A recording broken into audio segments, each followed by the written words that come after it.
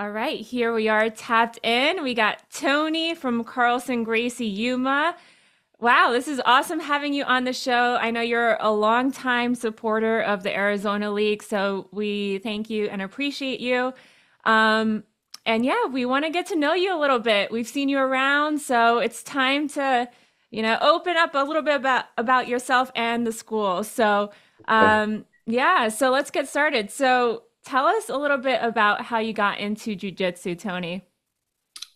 When I left the military back in 2002 in the Marine Corps, um, I needed something like a brotherhood that was going to be similar to the Marine Corps. So the Brazilian Jiu-Jitsu world was pretty attractive. It made it easy for me to get involved because you have the brotherhood, you have the physical, and it was just an easy thing to get into. And the Yeah. guys were very accepting down here in Yuma. Jared Van der Zijl, Jason Midall, those two guys are the ones that kind of got things going for jujitsu in Yuma. Yeah. So they brought me in, made me feel comfortable to the garage. We trained in 110 degrees in the garages for years. Hmm. And it's pretty much the way it started with us in Yuma at that period of time. I mean, we had some Yeah. people that were starting earlier, but they never really established anything solid. Jared and Jason kind Yeah. of started off in Yuma. That's awesome. Well, thank you for your service, first of all. And also in the Marines, did you guys do any like combat training or anything like that? There was some line training that we Hmm. did.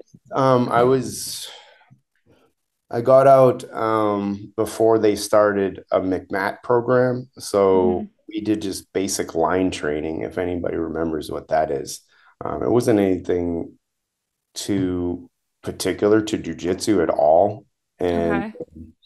so I think these days the training that they have in the Marine Corps now is more apt for jujitsu. I believe Uh-huh. there's up to a blue belt level that you can get to with a McMat program as far as fitting into a jujitsu group. Maybe you might just fit in at that point once you're a black Right. belt with the McMat program. I'm not sure really. So, Awesome. Well, tell us how you got into, or how did you come about just saying like, I'm going to open up a school? Like, how did that all start for you? um, so I started Americana Fitness back in 2002 when I got out of the Marine Corps, and I did personal training, busy studio. Um, and I sold supplements for years. And I was GNC's competitor down here in Yuma for years. I didn't want to sell supplements anymore. I wasn't Hmm. interested in selling something that I didn't necessarily know what was on the label. I wasn't interested in selling that to my people.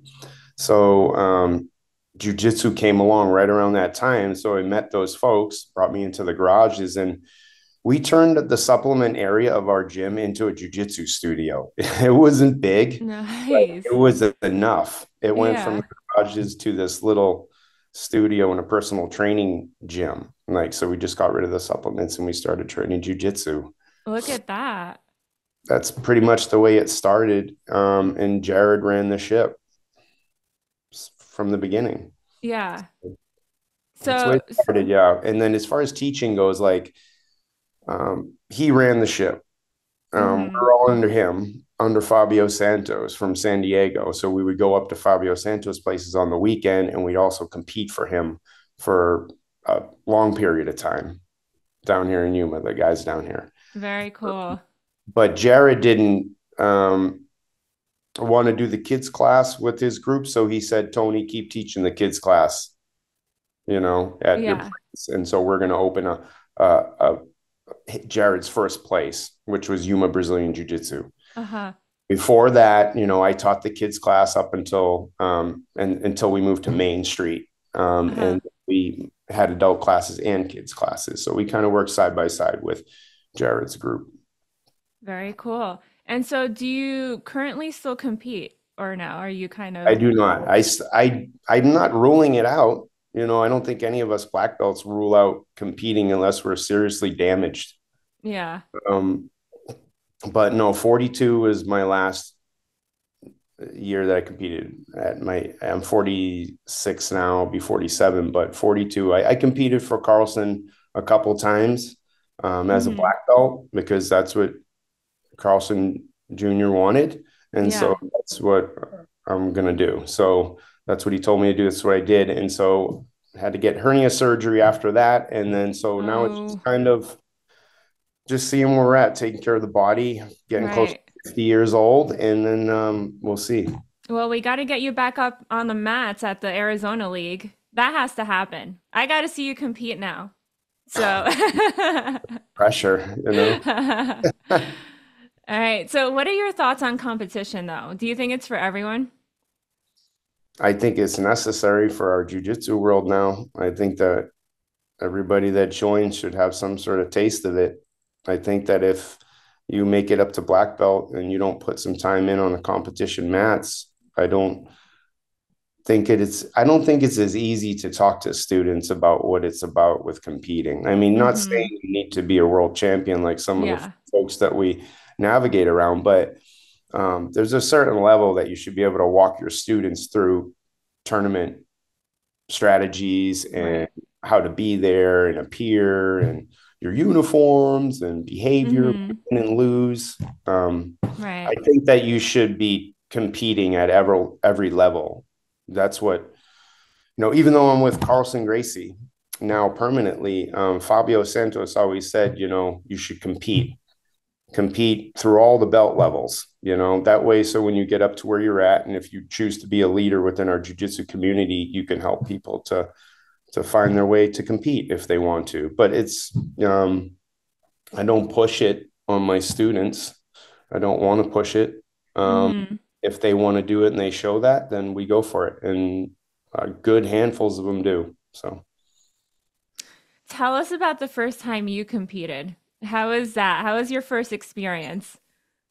um, they it was up in Los Angeles. This was up in the San Bernardino area back in like 2002, and I fought a Brazilian guy, and Mm-hmm.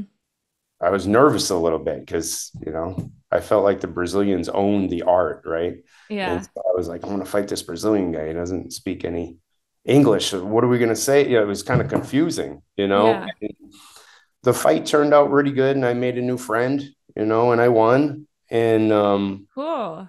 but And that yeah, was at white belt? at white belt. I was very nervous, Yeah. After, the tribe that we were with, we would go and compete and travel like in a little caravan up to LA as Mm-hmm. frequent as possible because the tournaments weren't frequent as they are now. Yeah. And so we would try to do as many as we could, like Copa Pacifica, Inland Empire tournaments. I can't even think of the Gustavo. I mean, Gustavo started throwing those tournaments in the beginning of the 2000s, maybe late 90s, probably early 2000s. And then we started going to all of those because, Mm-hmm. he's the leader in tournaments in Arizona, Yeah. as far as my opinion is concerned. So, yeah, we started competing in California. That's where the tournaments are at. So that's where we had to go. And yeah, I have pretty much stayed in that area. I haven't competed in any other areas. Maybe in the East Coast a little bit when I go to visit back home because I'm from New England. Mm-hmm. But other than that, out here in the Southwest in California. Awesome. Okay. Well, you have plenty of competition experience, so love to hear that. And so, as we know, competitions are extremely nerve-wracking. How do you handle your internal battles, especially as a Marine? I'm curious to hear what your response is here. So go ahead. Well, like I haven't competed in a minute, okay, but as far Yeah. as I don't think it goes away with us in jujitsu in our jujitsu world once we've competed and once we know how to turn that switch, so to speak. Um, I think that if you're a competitor, I think that your drive for winning is greater than some people that may have a lesser plan about it. Maybe if they're a hobbyist or if you know they're just maybe a little higher level than a hobbyist and they want to make it to that higher level of competition. Mm-hmm. there's just different levels of competition and how people are going to look at it. Everybody looks at it such different ways. I mean, some people get nauseous, some people get really fired up, and you've never seen aspects of that person before. And all of a sudden they're competing and they don't even know that they're acting that way. So Yeah. it's good to like be there for them and to make them feel comfortable enough to where you can help them calm down a bit whenever they're at these states of awareness, you know. Right. And some people are good at turning the switch, and some people maybe aren't as good, and they don't necessarily win all the time at competitions. But I don't really think that that matters, especially with kids. You know, as long as the kids can get out there and give 100% and have fun, I don't Right. think anything else matters other than that. What are your requirements for students to compete? Well, um, so as long as there's a novice division, I don't have a problem signing my beginner kids up for a tournament. Like I have a Mm-hmm. beginners class and an intermediate advanced competition class. So Okay. I like to keep my kids safe ultimately, and the parents want their kids to be safe. So I don't want to get my kids into something that they're not ready for. Meaning, if they have to be bumped up in a division, that's something that's a concern. If it's a Mm-hmm. weight, or you know what I mean, if they have to Right. weight, or if it's a girls tournament, a girls first tournament, and she's going to be fighting a boy, that's something that we need to talk about with the parents and stuff like that. Right. These are things that need to be addressed with tournament fighting with the kids. And I forgot what the topic of the question was. What are the requirements for your students to Oh, with compete? the beginners class, like we're probably not going to do any more beginners class tournament stuff. We did a couple over the past 3 months to just try to see how it goes. And I think it's just probably better for us to have our intermediate and advanced kids competing. Our beginners is leans a bit towards self-defense, and the kids learn Right. how to stand up on their own feet and defend themselves. So as far as like guard play and sophistication at a level for the kids at white or even gray, what you see these days, it gets sophisticated with them. Some of these kids are really good. So a Mm-hmm. beginner's class for jiu-jitsu for kids when they get introduced to it, I think there's a big difference. So intermediate advanced competition class is where we send our kids for the tournaments. And we have about 12 competitors that Nice. semi-actively compete. And so as far as getting them ready, Yeah. we do add in one more day on top of our 3 days of training that we do. Okay. We did add a new day, a new no gi day on Tuesdays, and my wife also Okay. teaches a class for Oh, adults too, cool. in addition on the Oh, we Tuesday. should have had her on the show too. Oh, I told her if she wanted to do the interview, she could. I mean, I got no problem taking over for sure. So, okay, so you have competition classes, and so you add an additional day of no-gi. So, what else do you do? Like, you have a competition coming up. What do you like? How do you prepare your students for that competition? Do you go over the rule set? Do you go over the point system? Like, do you have like mock training or mock competitions? Like, how do you guys run it? So really what because our school isn't huge, what I'm able to do is focus more on the students individually. Okay. So it's more of a personal thing with them and the parents. It's like a triangle thing that I set up with the parent, myself, and the child. And then we Okay. make sure he's or she's set up mentally. She's got or he's got their weight set, which is something that I really wish we didn't have to deal with weight, class and stuff for kids, but it is what it is. Um, and then we will at times bring them in for private trainings with two of them together that are going to compete, and then Okay. work that way, especially if they're like friends that they like to compete. We can bring them in and Mm-hmm. train together. But we don't necessarily have a group class competition that we'll do before a tournament. It's just more the classes that come up to the tournament. We prep them mentally, talk Mm-hmm. about what we're going to do, add more sparring time, add more drilling time, actually, more than sparring time. But just going over the things that we needed to work on from the last tournament, whether it was keeping arms straight in positions. You know what I mean? Like, Mm-hmm. can't keep the arms straight in positions even when they're passing because the match is going to be called just because, people don't want the kids to get hurt. So the Right. kids need to learn how to keep their arms bent and not having them straightened out because it makes it easy for the referee to be like, hey, this looks dangerous, Mm-hmm. and, end of match. So we work on topics like that. What tournaments we're going to go to that might be, uh, have a different game set, plan set. Right. Maybe one Right. has less rules. Sometimes some parents are like, well, that one had more rules than the other one. I want to go to this one. Let's try this.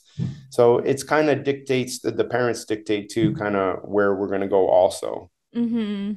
But as far as getting them ready, it's not, I mean, I try to do the best I can. I'm at every single tournament with my kids. I don't miss one fight. Mm-hmm. So I'm always impressed whenever there's a warm up area at the tournament so we can warm up with them and stuff.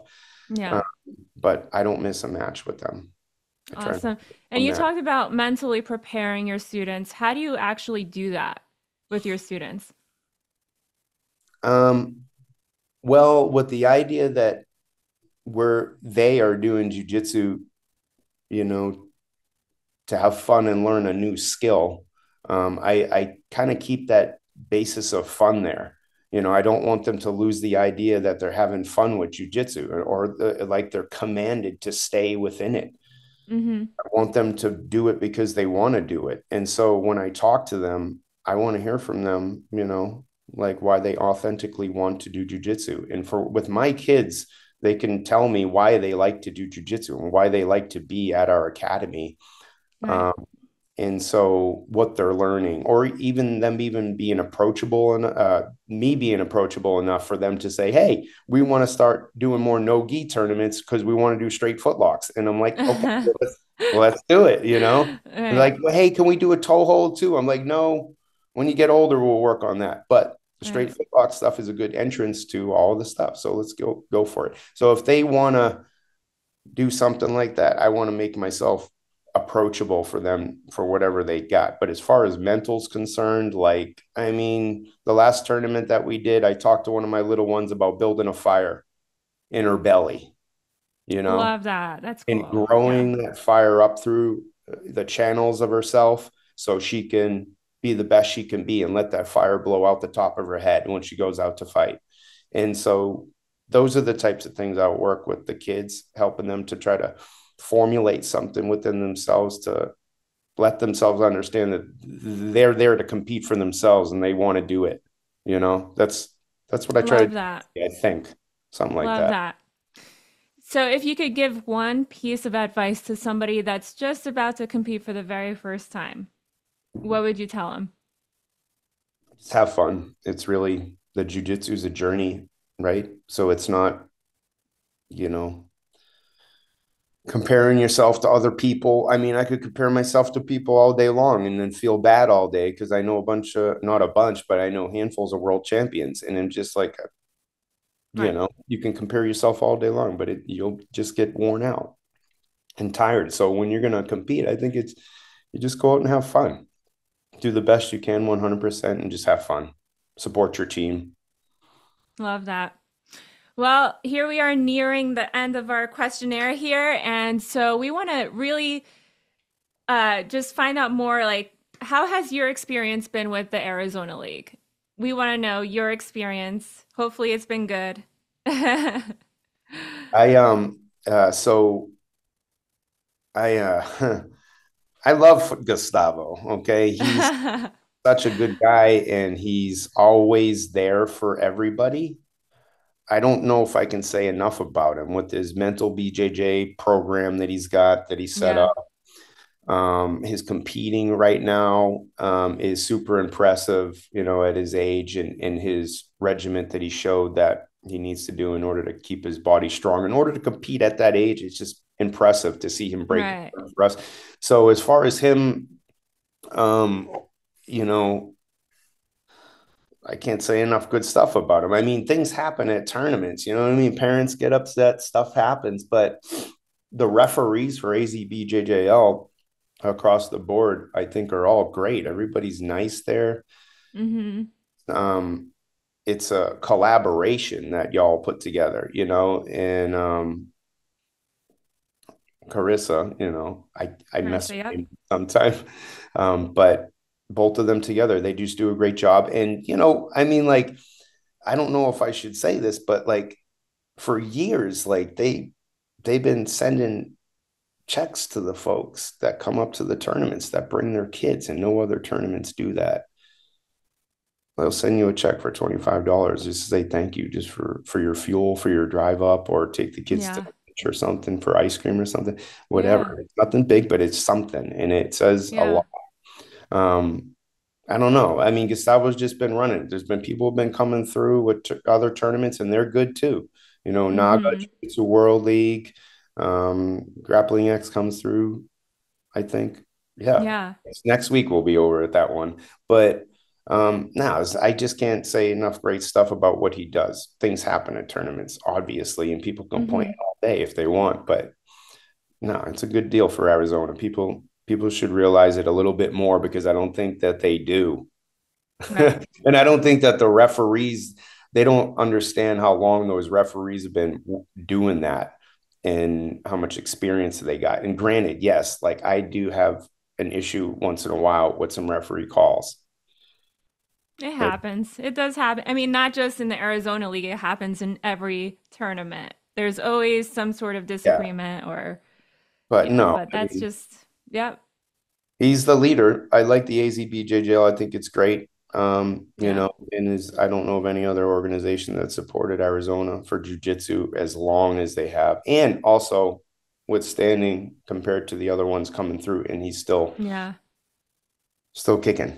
So Awesome. Well, we love to hear it. Thank you for the kind words. Thank you for supporting. You've been supporting, you said since the early 2000s, right? since '02. Yeah, that's Yeah, so cool. we had talked yesterday about